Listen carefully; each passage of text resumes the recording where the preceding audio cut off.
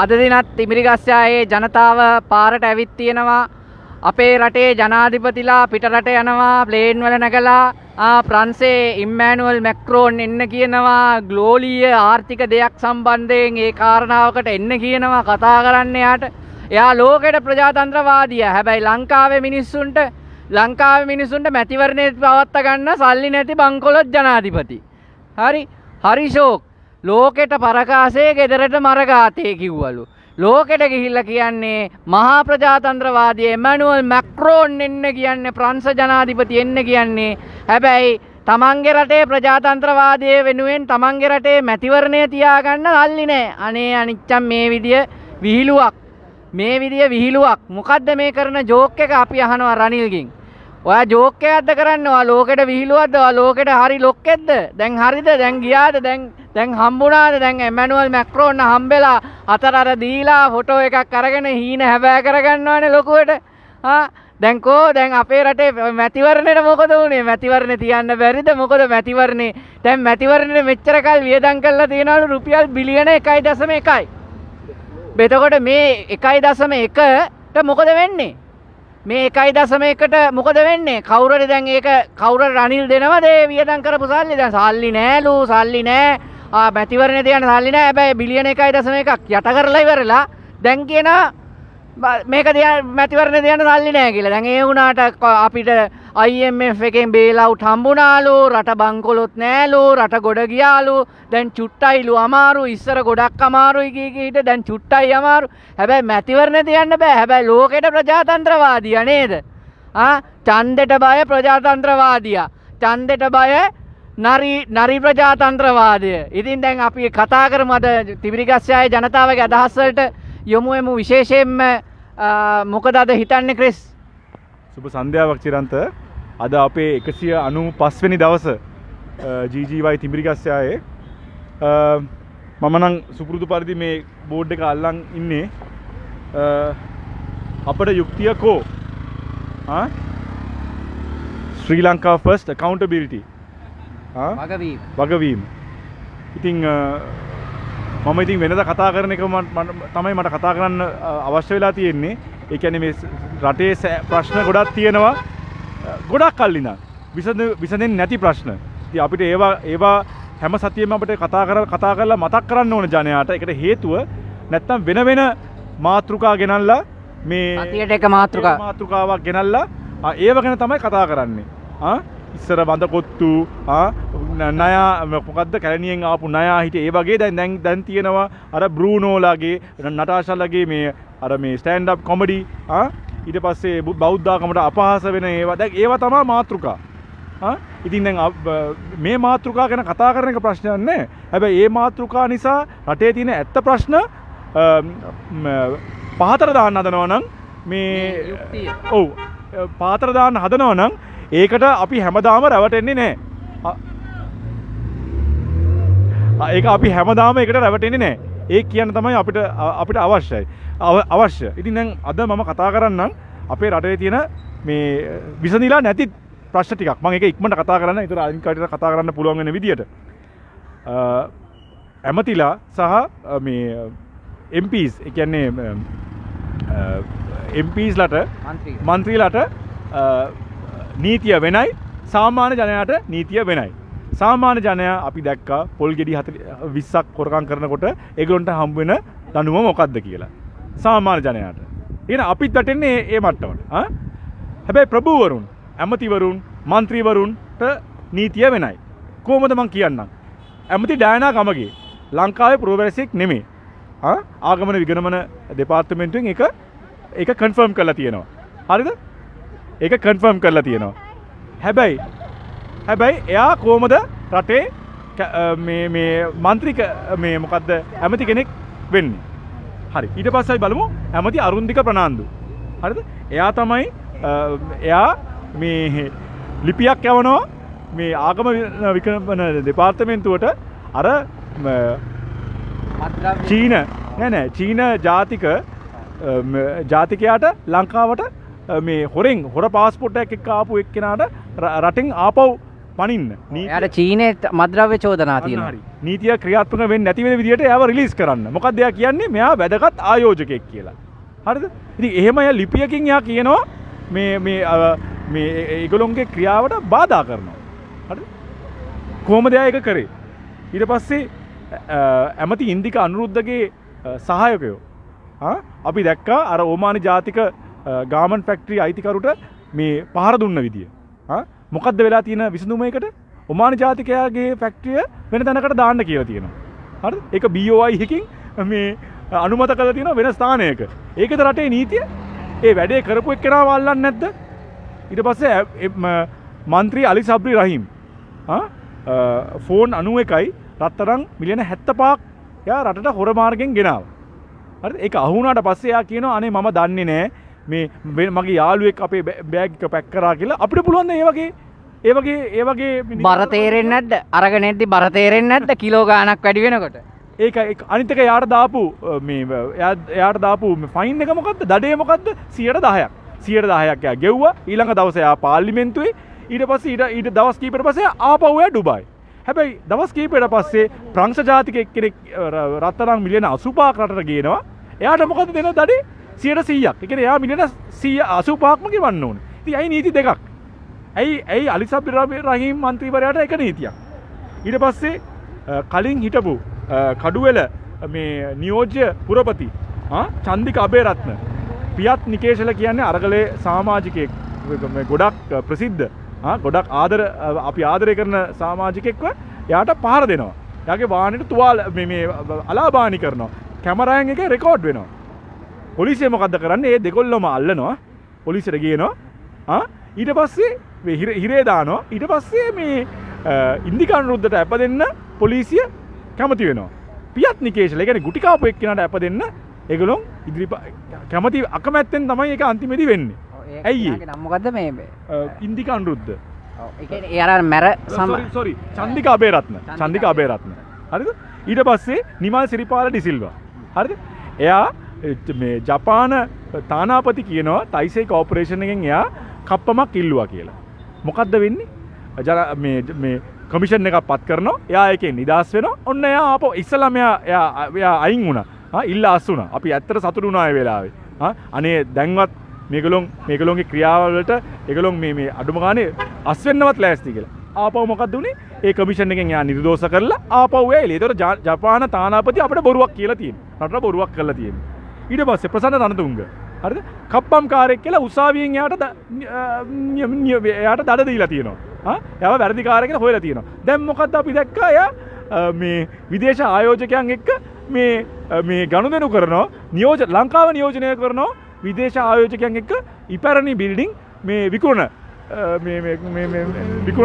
කාර්යයට. කප්පම් කීයක් හරි යනවද දන්නේ? මොකද්ද වෙන්නේ? ඊට පස්සේ ප්‍රේමලාල් ජයසේකර. ඒ කියන්නේ චොකා මල්ලි. එයා මිනිමරුවෙක්. ඔන්න පාර්ලිමේන්තුවේ ඉන්නවා. ඊට පස්සේ ලොහන් රත්වත්ත. අපි ඔක්කොම දැන් දැක්කා මේ කමිෂන් රිපෝට් එක අනුව එයා මේ හිරගෙදරට පැනලා කරපු පිස්සුව. හරිද? ඒ රිපෝට් එකේ ඒක තියෙනවා. හැබැයි පොලිසිය මොකද්ද කියන්නේ? පාර්ලිමේන්තුවෙන් කියනකම් එයාට කිසිම දඬුවමක් කරන්න බෑ. හැබැයි ජී පොන්නම්බලම් එයාට මොකද? එයාට වෙන නීතියක් නේ. ඒතොර එයාට වෙන නීතියක් වෙන්නේ එයා දෙමළ නිසාද? එක්කෝ එයා මේ ආණ්ඩුවට සහාය දෙන්නේ නැති නිසාද? ඉතින් මේ ආණ්ඩුවට සහාය දෙනවා නම් ඕන වැරද්දක් කරත් කමක් නැහැ. රනිල් අපිව බලා ගන්නවා. කොහොම හරි අපිව බලා ගන්න අපිට නීතිය ක්‍රියාත්මක කරන්න වෙන්න දෙන්නේ නැහැ. ඒකද අපි අපේ ජනාධිපතිතුමා දෙන ආදර්ශය. ඔය ජනාධිපතිතුමා දැන් ප්‍රංශයට ගිහිල්ලා ප්‍රජාතන්ත්‍රවාදය ගැන කතා කරන්න යන්නේ. ඒක ප්‍රජාතන්ත්‍රවාදී නායකයෙක්. ඊට පස්සේ රටේ වෙලා තියෙන මිනිමැරුම් සහ අතුරුදහන් වීම. රිචඩ් ඩි සොයිසා 1990 ලසන්ත වික්‍රමතුංග හරිද 2009 අද වෙනතුරු අපි දන්නේ කවුද ආව මරලා තියෙන්නේ කියලා. ප්‍රගීත් එක්නැලිගොඩ අතුරුදහන් වෙලා තියෙනවා 2010. තාම අපි දන්නේ කීත් නොයාර් හරිද බරපතල පහර දීමක් 2008 දී. තාම දන්නේ නැහැ කවුද යට ඒක පහර දීම දුන්නේ. වසීම් තාජුඩීන් අවුරුදු 11ට කලින් එයාව මරලා තියෙන්නේ. අද වෙනතුරු දන්නේ නැහැ. හරිද? දිනේෂ් ෂාෆ්ට් ලංකාවේ ඉන්නේ ප්‍රබල ව්‍යාපාරිකයෙක්. මාස 6කට කලින් එයාව මැරුවා. හරිද? කොහොම මොනා වුණාද කියලා අද වෙනතුරු දන්නේ. ප්‍රබල ව්‍යාපාරිකයෙක්. මොකද්ද අපි දෙන විදේශ ආයෝජකයන්ට ලංකාවේ ඉන්න ආයෝජකයන්ට මොකද්ද දෙන පණිවිඩය? හරිද? මෙහෙම එකක් වෙලා අල්ලන්න බැරි නම් මේ මහජන ආරක්ෂාව, ජාතික ආරක්ෂාව රට අනතුරේ කතා කර මේ රටේ ආරක්ෂාවට බිලියන 539ක් වියදම් කරන රටක් මේක. වෙන් කරන රටක්. හරිද? හැබැයි අධ්‍යාපන වෙන් කරන්නේ එක භාගයක්. මේ අය භාගයට වඩා අඩුවෙන් භාගයට වඩා පොඩ්ඩක් වැඩියෙන් වෙන් කරනවා මේ සෞඛ්‍යයට. ඉතින් මේක තමයි මේ රටේ කෝ රාතික ආරක්ෂාව. ඊට පස්සේ මූල්‍යමය වංචා. හරිද? මිලියන 54000ක්. ඒ කියන්නේ බිලියන 54ක් මේ බෑඩ් ලෝන්ස්. හරිද? හැටියට බොල් ණය හැටියට දාලා තියෙනවා මහජන බැංකුවෙන්. මේක අපි දැනගත්තේ රසමානික්‍රම චාණක්‍යන් රසමානික්‍රම TNA එකේ മന്ത്രിවරයා අපිට ඇවිල්ලා ඒක කිව්වා. මේ කෝප් රිපෝට් එක අපිට කියවලා අපිට හෙළිදරව් කරද්දි. හරිද? ඒතකොට මෙතන මිලියන 54000ක් තියෙනවා. හරිද? සාමාන්‍ය මිනිහෙක්ට ණයක් ගන්න බෑ. හරිද? මොකක් හරි දෙයක් උකස් කරන්න දෙනවා. 3 wheel එකක් තියෙන එක්කෙනෙක්ට පේමන්ට් 3ක් 4ක් කරේ මාසික ගෙවීම් 3 4ක් කරේ නැත්නම් සීසස් ලැබිලා ඒක උස්සනවා. ඒතර මේකලොම් බිලියන් ගණන් වලින් ණයට ගන්නවා. හැබැයි නීතිය ක්‍රියාත්මක වෙන්නේ නැහැ. අන්තික මේ බිලියන් ගණන් ණය දීලා තියෙන්නේ කිසිම ඇපයක් නැතුවද? දැන් අපිට නම් ණයක් ගන්න බෑ. ගෙදරක් තියන්න ඕනේ, බිල්ඩිමක් තියන්න ඕනේ, කාර් එකක් තියන්න ඕනේ, ඔප්පුවක් තියන්න ඕනේ. දෙයක් මේ නැතුව ඒකෙන්වත් 75% කරි 80% තමයි දෙන්නේ. හරිද? ඒක වැලියුේෂන් එකක් එහෙම කළා. ඉතින් මේගොල්ලන්ට එහෙම නැද්ද? ඉතින් මොකද දෙන පණිවිඩේ? හොරකම් කරනවා නම් මහා පරිමාණයෙන් බිලියන ගණන් වලින් හොරකම් කරපන්. පොඩි පොල් ගෙඩියෙම හොරකම් කරන්න ගියොත් උඹලට හිරේ. මහා පරිමාණ විදිය හොරකම් කරොත් සමහරට ඔයගොල්ලන්ට ඇමතිකම්මුත් හම්බ වෙයි. ඒක තමයි දෙන පණිවිඩය. ඊට පස්සේ මහා බැංකු වංචාව. එතන බිලියන 12ක් තියෙනවා. හරිද? සීනි වංචාව. බිලියන 15.9ක් තියෙනවා. ඊට පස්සේ මේ බාල මේ ගෑස්. හරි? ගෑස් ලංකාවට ගෙනල්ලා මිනිස්සු මැරුණා. මිනිස්සු 7 දෙනෙක් මැරුණා. මේ අලාභානි වුණා දේපල වලට. අද වෙනතුරු කවුරුත් එකට වග කියන්න නැහැ. හරිද? හැබැයි කලින් හිටපු CAA Consumer Affairs Authority එකේ ඩිරෙක්ටර් හරි තුෂාන් ගුණවර්ධන එයා හෙළිදරව් කළා තියෙනවා බන්දුල ගුණවර්ධන කොහොමද ඩිරෙක්ට්ලි ඍජුව එකට සම්බන්ධ වෙලා තියෙන්නේ. කලින් හිටපු වෙළඳ ඇමති. අද වෙනතුරු එයාට මුකුත් ක්‍රියාමාර්ගයක් තියෙනවද? එයා දැන් තියෙන කැබිනට්ුවේ ස්පෝක්ස් පර්සන්. ඒක වෙනුවෙන් කතා කරන පුද්ගලයා. අද වෙනතුරු මුකුත් වෙලා තියෙනවද එයාට? නැහැ. ඊට පස්සේ අඩු ක්වොලිටි එකෙන් තියෙන අඩු ප්‍රමිතියෙන් තියෙන තෙල් ගෙනල්ලා ලංකාවට. ඊට පස්සේ වෙලාවට තෙල් ගේන්නෙත් නැතුව මිනිස්සු තෙල් පෝලිම් වල මැරුණා. එවකට ඉති තෙල් අමාත්‍යාංශ වලට මුකුත් පියවරක් අරන් තියෙනවද? නැහැ.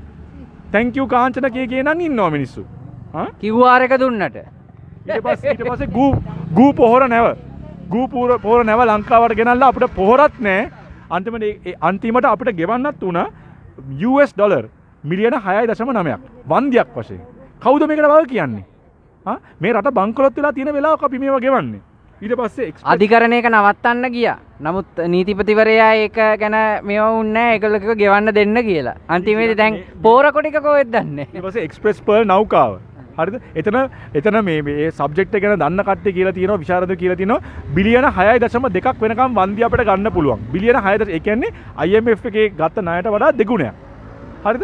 අද වෙනතුරු මොකද්ද වෙලා තියෙන්නේ? අවුරුදු 2ක් ගිහිලා තියෙනවා. අන්තිමට අපි දැනගන්න හම්බුනේ වැරදි උසාවියේ ගිහිලා මේ නඩුව ඒගොල්ලෝ සිංගප්පූරුවේ මේ දාලා තියෙනවා කියලා. ඉතින් ඒ මට්ටමට තමයි වැටිලා තියෙන්නේ. අපිට හිතෙන්නේ සමහරට මේගොල්ලෝ ඕනකමින් මේවා කරනවද? හරිද? කවුරුත් මේවා වලින් කප්පම් ගන්නවද? කප්පම් අරගෙන ඕනකමින් රටට පාඩුවක් කරනවද කියලා. ඉතින් මේ වගේ මහා පරිමාණ වංචා ගැන අපි ඉන්නේ මේවා ගැන මතක් කරන්න. අපි මෙතන මේ කිසිම පක්ෂයක් නියෝජනය කරන්න නෙමෙයි අපි ඉන්නේ. අපි මෙතන ඉන්නේ වගවීම ගැන, සිස්ටම් චේන්ජ් සහ accountability ගැන කතා කරන්න තමයි. ඊට පස්සේ තව පොඩි දෙයක් මට කියන්න තියෙනවා චිරන්ත. මම දැකලා තියෙනවා ඔයාගේ ලයිව් ෆීඩ් වල සමහරවිට කට්ටිය කමෙන්ට් කරනවා මේ NGO කට්ටිය ඩොලර් වලට හිඟන කට්ටිය කියලා. ඉතින් මට කියන්න තියෙන්නේ එකම දෙයයි. ඩොලර් වලට හිඟා කාලා හරි. මේ දේ කරන්න කවුරු හරි ඉදිරිපත් වෙන එකනේ. ඒක එකක් මට කියන්න හදන්නේ දැන් මේ රටට ඩොලර් නැති වෙලාවක්නේ.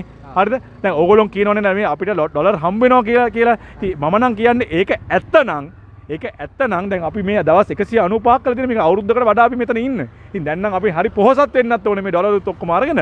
කොහොම වෙතත් රටට ඩොලර් නැති වෙලාවේ මං හිතන්නේ මහා බැංකුවෙන් උත් ඇවිල්ලා අපිට ඇවිල්ලා උපහාරයක් දෙන්න ඕනේ අපිට සූති කියන්න ඕනේ රටට ඩොලර් නැති වෙලාවක අපි මෙතනට ඇවිල්ලා ඕගොල්ලෝ කියන ඒ සමහරක් කට්ටියක් කියන විදියට අපිට ඩොලර් හම්බ වෙනවා නේ. ඉතින් මං කියන්නේ මේවා නාපු එකට අරගලයට හරි මට කියන්නේ ඒක මං විහිළුවක් හැටියට කිව්වේ චිරන්ත මේවා මේ ගොන් කතා හරිද? රටක් වෙනුවෙන් රටක වැරදි දැක වෙන වැරදි දැක ඒගොල්ලෝ කතා කරන්න එන්නෙත් නැහැ. හරිද? අපි කතා කරන අපි ඒව ගැන කතා කරද්දී අපි ඔය කතා කර අපිට කියන්නේ මුං ඩොලර් කාක්කෝ. හරිද? මුන්ට වැඩ නැහැ. ඉතින් ඒ වගේ රටක තමයි අපි ජීවත් වෙන්නේ චිරන්ත. ඉතින් ඒ වගේ මානසිකත්වයක් තියෙනකොට වෙන්නේ මේ හොර පාලකයන්ට තව තවත් ශක්තිය එනවා තව තවත් හොරකම් කරන්න. ඉතින් ඔය කියන කට්ටියට මම කියන්න කැමතියි. හරිද? මේ දැන් මම කියපු ප්‍රශ්න. මේ ප්‍රශ්න දැන් අවුරුදු 30ක් කාලයක් විතර වෙලා තියෙනවා. අපි මේ චන්ද්‍රිකාගේ වැරදි හෝ රනිල්ගේ වැරදි හෝ ගෝඨාභයගේ වැරදි කියනවා නෙමෙයි. අපි කියන්නේ මේ පද්ධතිය සිස්ටම් එකේ තියෙන වැරදි. ඒව ගැන තමයි අපි කතා කරන්නේ. හෙට අනුර කුමාර දිසානායක ජනාධිපති නම් එයාගේ අතින් වැරදි වෙනවා නම් මේවට විසඳුම් නැත්නම් අපි හෙටත් ඇවිල්ලා කතා කරනවා ඒව ගැන. ඉතින් ඒවට තේරුම් ගන්න බැරි බුද්ධියක් තියෙන කට්ටිය නම් මට කියන්න තියෙන්නේ ඉතින් රටට තව අවුරුදු 75ක් දැන් නිදහස ලැබලා අවුරුදු 75ක් වෙලා අපි බංකොලොත්නේ. තව අවුරුදු 75ක් ගිහිල්ලත් මේ හැමදාම රනිල් කියනවා වගේ එන සතිය අමාරුයි ඊට පස්සේ සතිය අමාරුයි 2048 වෙනකොට රට ගොඩ දාලා දෙන්නම් කියලා දැන් චුට්ටක් අමාරුයි.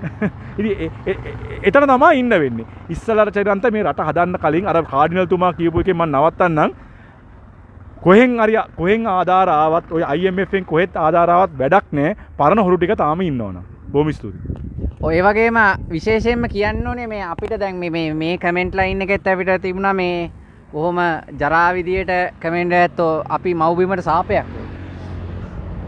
අපි මව්බිමට සාපයක්. දැන් මෙතන කට්ටියම රනිල්ට ජය වේවා කියලා කියනවා නම් අයතර හොඳයි. එහෙමනම් අපි NGOත් නෙමේ අපි දේශප්‍රේමී ජනතා හිතර්ෂී ජාති හිතර්ෂී ජනතාව. රනිල්ට කඩේ යනවනම් රනිල් හොඳයි කියනවනම් රනිල් තමයි හොඳටම කළේ කියනවනම් අපි NGO නෙමෙයි. ඒතර රනිල්ලගේ අපේ රටේ බෑ පුරවැසියෝ එතකොට. රනිල්ලට අනුව රනිල්ලගේ සෙට් එකට. දැන් අපි රනිල්ලගේ ආණ්ඩුව හරියට කරන්නේ නැති එක ගැන මේ රටේ දූෂණ අක්‍රමිකතා වංචා වලට විරුද්ධව හරියට කටයුතු කරන්නේ නැති එක ගැන මේ රටේ සිදුවෙන මර්ධනය ගැන ඒ දේවල් ගැන කතා කරනකොට අමාරුයිනේ. එතකොට අපි NGO නේ. ඔබේ මතයට අපි එකක නැති හින්දා නේද අපිට NGO ගන්නෙ? මං අහන්නේ ඒකයි. මට දැන් පොඩි ප්‍රශ්නයක් තියෙනවා යන්න ඉස්සෙල්ලා දැන් අපේ දැන් ජනාධිපතිගේ බිරිඳ එවකට ඒතොර එයා මේ ඔපොසිෂන් MP කෙනෙක් නේ. බිරිඳ මේ රීඩ් ඇවනියු එකේ තිබ්බ මේ වගේ පාරේ තිබ්බ මේ විරෝධතාවයට සම්බන්ධ වුණා. ඒතොර දැන් එයාත් NGO එකට සම්බන්ධ කට්ටියට එයාත් ආශු මාත්. ඇයි Dhanushka Ramanayake?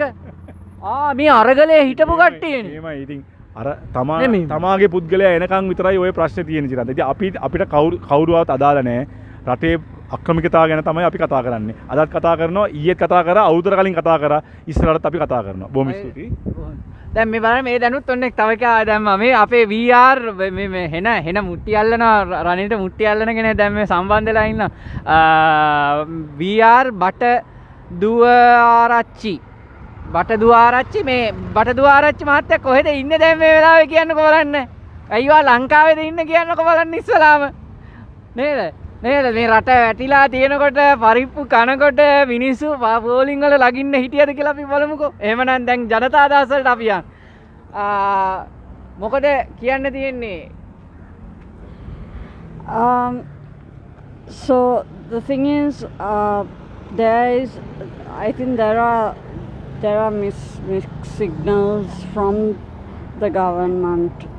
I mean, first the rupee is depreciating. The finance minister says don't panic, but at the same time, no medicines in the local hospitals. Certain medicines. Certain medicines. Yeah, and cost of living hasn't gone down, and they are also able to waive off the import restrictions on about 300 items. But children are starving. They can't even have 3 square meal, not even, just not even 1 square meal a day sometimes. Some people. Yeah. I mean, the parents probably sacrifice what their portion and give it to the children. I mean, the teachers themselves put their food together and give the children. I saw that some time back, how they get together and give the children a meal. So my question is, have we actually achieved economic stability? What? At what cost? I mean, what is this said economic stability? Where is it? Where is it? I don't. Economic stability of the rich, I think.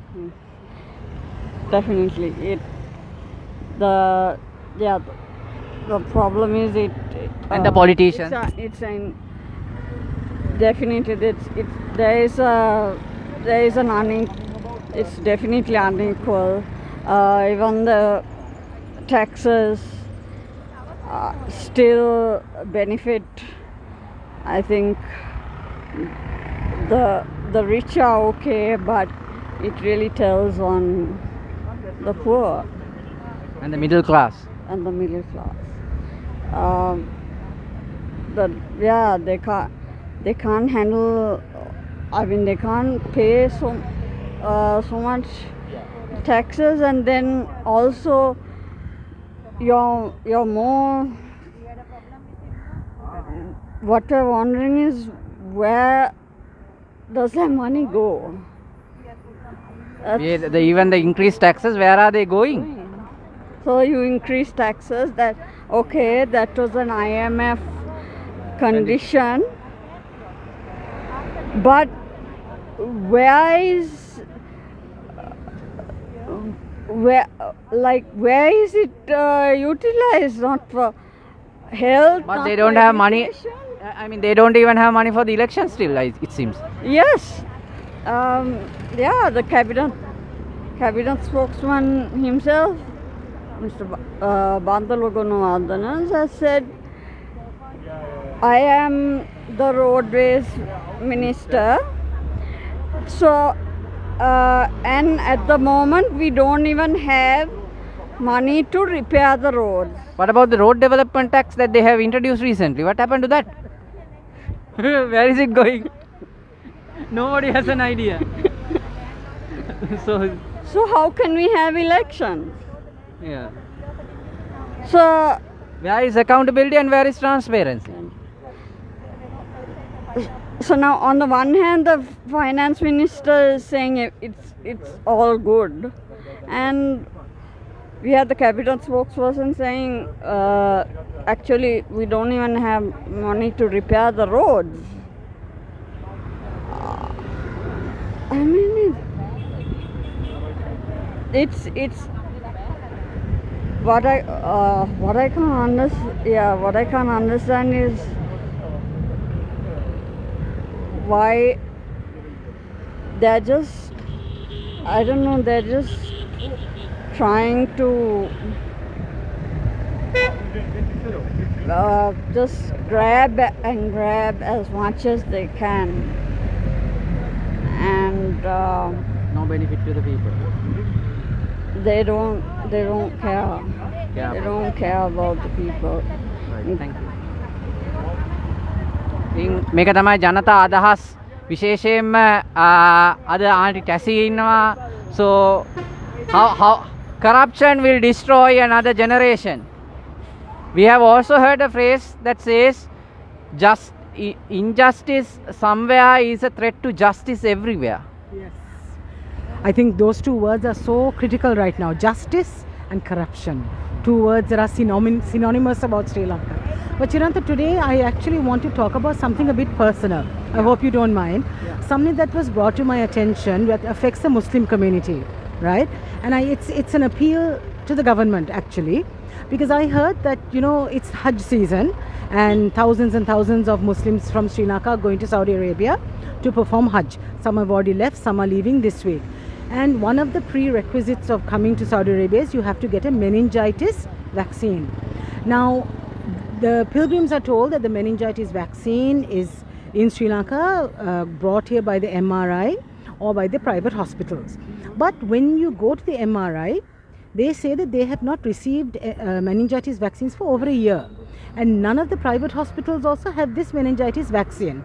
However, there are private clinics and private medical doctors who have issued these meningitis vaccines to these Hajj pilgrims. Now, I'm very concerned, Chiranta, because where are these vaccines coming from? Okay, if they're not from the MRI, if the government hasn't imported them, how have they come to Sri Lanka? How have they been obtained? Because meningitis vaccine is something that has to be kept in a certain temperature. For it to be effective. Yes, for it to be effective. So now, if people have just bought it in their own baggage, I'm hearing stories from India, from other places, is that vaccine going to be valid? Is it going to prevent someone from getting meningitis? And my other fear now is, Chiranta, if one of the Muslim pilgrims gets meningitis, brings it to Sri Lanka, can you imagine the uproar that we're going to hear that a Muslim has brought meningitis to Sri Lanka, right? Just like a few years ago, the first corona case, they said from Mount Lavinia, was a Muslim. And then media spread that the corona was brought to Sri Lanka by the Muslims.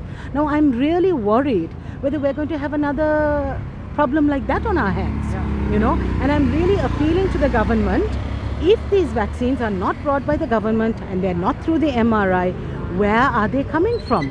Can they please investigate? Because we don't want the Muslim community at the end to be blamed for something that was totally not their fault. They believed they were going to a reputed clinic that had got it from the government, And I'm really worried about that, Chiranta. So that's something that has been upsetting me all day today, and I thought I'll bring that up today and appeal to the government. I know you have a great following of people, and if somebody listens to this, if somebody is connected to the government, I know that the person in charge of the Muslim affairs, the president, he's in Hajj at the moment. He's performing Hajj at the moment. He's a Saudi Arabian. He is unaware of this racket. He's unaware of this meningitis vaccine racket. So he has said that when he comes back, obviously he's going to follow up on it. But I also want to appeal to the government, right? Because take action now. To take action now. We don't want to wait until something happens. And then, Sri Lanka, we are so good to be reactive. We are never proactive. So I am here issuing not a warning, but I'm appealing, just like we appealed before the Easter attacks, just like we appealed before so many other things. I'm appealing to the government authorities, please check into this matter.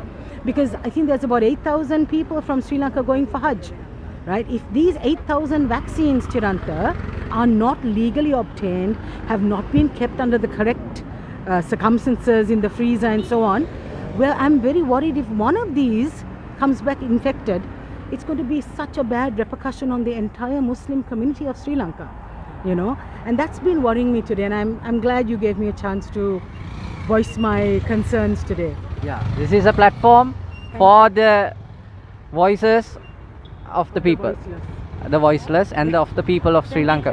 So, දැන් අපේ උද්ඝෝෂණයත් අවසන් වේගෙන එනවාද? මොකද කෙටියෙන් කියන්න තියෙන්නේ, මොකද දැන් මේ අපි තමයි හොඳටම කළේද? දැන් මොකද තත්ත්වය?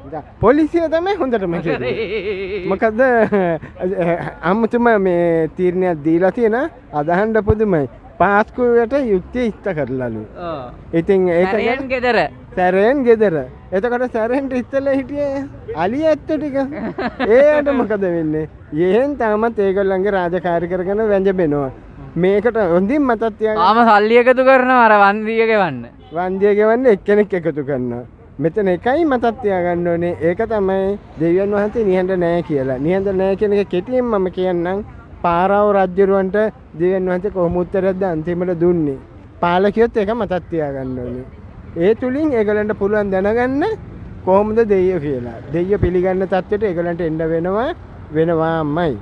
අද දවසේ ඉවරක් කරන්න ඕන නිසා මම අරගලයට ජය වේවා කියලා අරගලයට සුබ පතනවා. අපිත් එක්ක ඉරිදට එකතු වෙන්න කියලා ඔයගොල්ලෝ හැමෝගෙම මේ මොහොතේ කාරුණිකව ඉල්ලා සිටිනවා. ජය වේවා. ඔබටත් පුළුවන් තිමිරිගස්යායේ මේ සාමකාමී නිහඬ මේ විරෝධතාවට සම්බන්ධ වෙන්න. විශේෂයෙන් මේ පවත්වන්නේ සෑම ඉරිදා දිනක හවස 6ත් 7ත් අතර කාලයේදී මෙතන හෙල්ත් කාඩ් එක ඉදිරිපිට තිමිරිගස්යායේ පල්ලිය අසල. ඔබටත් පුළුවන් සම්බන්ධ මේ වෙන්න. මොකද මේක ඔබෙත් රට, මේක මගේත් රට, අපි හැමෝගෙම රට. මේ රට ගොඩ ගන්න, මේ රට හරි මාර්ගයට ගෙනියන්න මේ දූෂිත අමනෝන පාලකයෝ ගෙනියන මේ වැඩපිළිවෙලට විරුද්ධ වෙන එක ඔබෙත් මගේත් හැමෝගෙම වගකීමක්. එහෙමනම් ආදරය අරගලයට ජය වේවා. ශ්‍රී ලංකාවට ජය වේවා. යහපත් රටක්, ලස්සන රටක් අපි හැමතෙම උදා වේවා. බොහොම ස්තුතියි.